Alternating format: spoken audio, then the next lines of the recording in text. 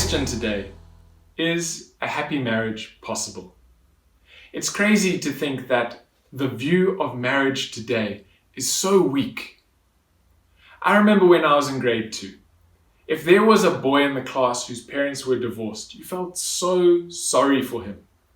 But today, the world has changed so much that in a classroom of 25, maybe 5 or 6 family units are still together.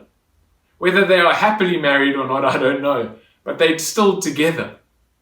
And our view of marriage has changed so much. But I believe we need to come back to the Bible's view of marriage and what Jesus talks about when he talks about marriage. Because is a happy marriage possible? I believe 100% yes, it is. I'm happily married for 11 years. It's not a long time, but it's not a short time. And I love my wife more than anything in the world. And I want to share with you what Jesus says about marriage. In Matthew chapter 19 and verse 4, have you not read that he who made them at the beginning made them male and female, and said, for this reason, a man shall leave his father and mother and be joined to his wife, and the two shall become one flesh. So then, they are no longer two, but one. Therefore, what God has joined together, let no man separate.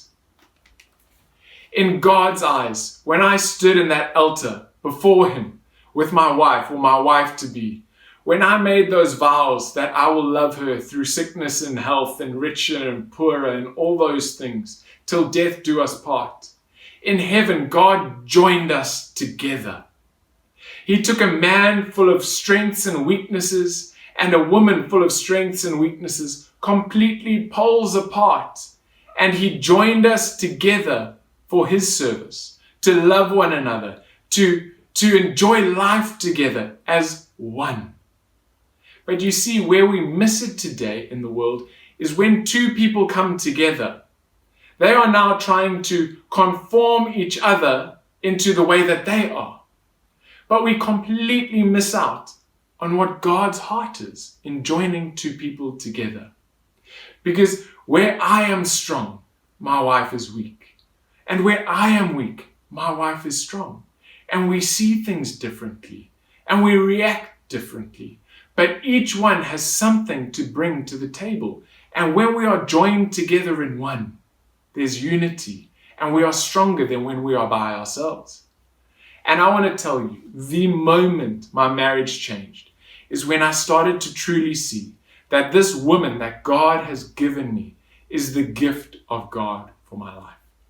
Not someone I'm caused to fight with, not someone I'm called to change, but I'm called to accept and love her like Jesus loved the church and gave himself for her. So as a husband, I'm called to lay down my life for my wife, to love her, to adore her, and to cherish her until death do us part. A happy marriage is possible. We need to see our spouse as the gift of God for our lives.